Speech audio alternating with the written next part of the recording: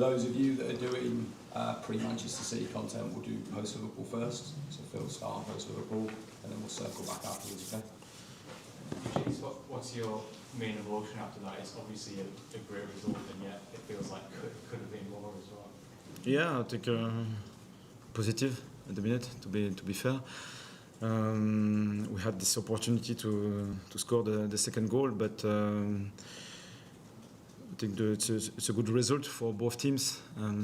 We started well. The first half was interesting with and without the ball.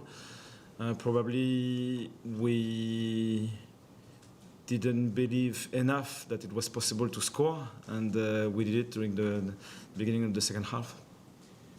What was it? The half time was it just getting across the place to be more aggressive, to be a little bit bolder? Yeah.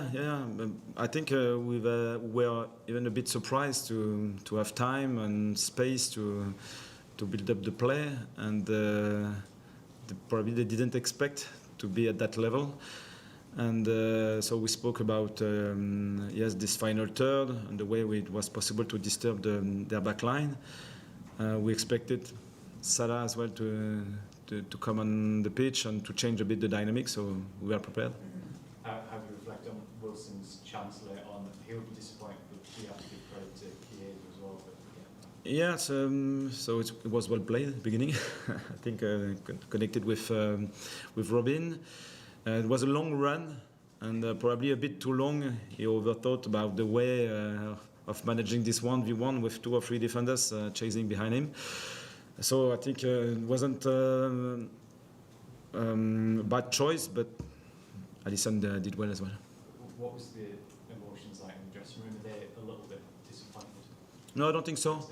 I don't think so a bit, because it was possible. We had this opportunity to score the second goal, but they were proud of the way they played, because we had different phases in that game.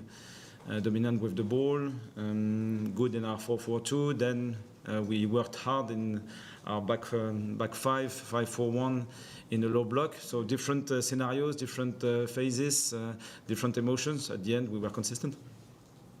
What was you thinking with the selection tonight, which is you've kind of named a surprise team, I guess, a couple of times, and you did it again tonight with Trey further forward. What was your thinking there? Or different. We had different ideas. The first one was to keep 3 midfielders to start the game with Enzo, Granit, and Noah. To protect our right side, because we expected this side to be strong, and with Trey off the right, it was possible to hold the width and to protect a bit more this side in 4-4-2. Then in the 5-4-1, like a natural drop. So Trey is really versatile, well connected with Nordi as well. So it was like a mix between our 4-4-2 and our 5-4-1. Champions League's had a couple of big moments for you, Chelsea, and obviously tonight. It's easy to forget that he's just 20 and in his first season, isn't it, in the Premier League?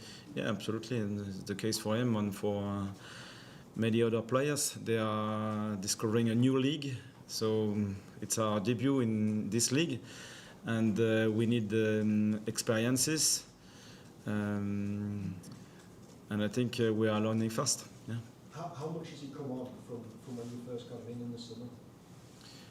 How much has he improved? It's tough to say, because I think it's a question of time, question of experiences, and he played off the right, off the left, started, and came off the bench sometimes as well. So it's a long journey, and today it was good. And so just one more, can I just ask about Luke coming on at the end there? I mean, I know he's only a minute or two at the end, but a great moment for him and when he's with. Yeah, and well deserved. And it was important to protect this side at the end.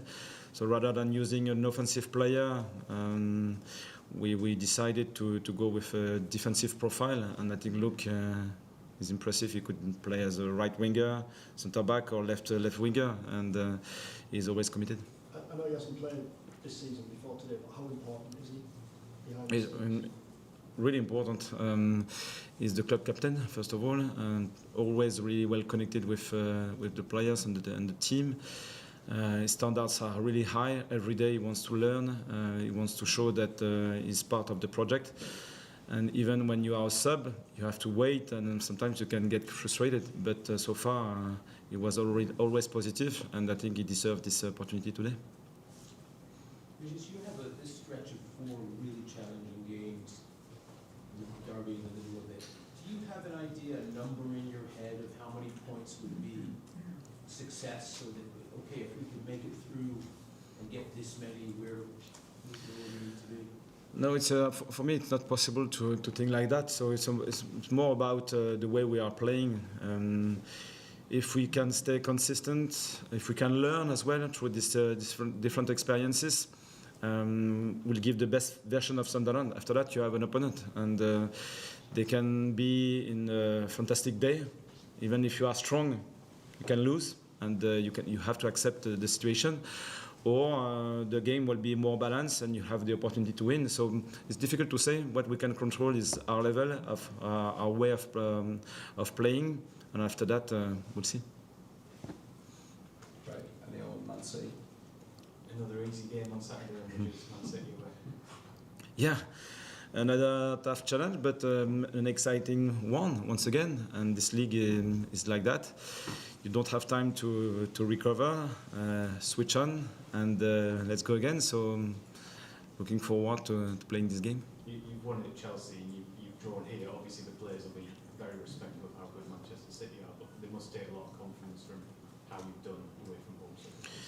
Yeah, we are building our confidence and through different experiences. Our knowledge, our collective knowledge as well. So it's positive. But now, Manchester City is probably one of the best teams in this league with the ball. So we know the pitch is big, and we know that we'll face one of the toughest challenge this season. So let's recover properly, quickly, and give the best. I think a lot of fans are hoping you might give Granite and knowing the day off ahead of the derby next week, because they're on probably yellow cards. Yeah, today it shows that we can win points everywhere. So maybe it means that we'll have this opportunity against City. So we'll try to play with our best team, knowing that this problem can appear. At the minute, I think our players manage this situation properly. You said there that maybe in the first half, players didn't believe that they could score. Do you think the way they played in the second half will give them belief going into Manchester City that they can cause problems? Don't know yet. We'll have time to recover 1 or 2 days. After that, we'll build the new game plan and the new belief. It will be different, but I think it's still important to stay alert, and we won't have the choice. We know how strong Manchester can be. So another challenge, and we'll see. How do you stop Haaland? Collectively, probably, because individually it's impossible. Yeah, I did really well against Fulham once again. When he has time and connection, especially in the middle, I think they are really dangerous in that part of the pitch. So we prepare a game plan to avoid to be too exposed in that situation. Did you watch the Manchester City game last night? Yeah. Did you see anything in the last half an hour that you can? I don't expect you to tell us, obviously, but that you can maybe explore. Yeah, I think as expected, Fulham have the impact offensively. They can score, and when we played away against Fulham, we analyzed this team, and it was obvious that they have many offensive threats. It shows that Manchester City can concede goals, and they have their own weaknesses. So it's always like that. Try to manage their strength and try to open the opportunities to score. So it will be balanced.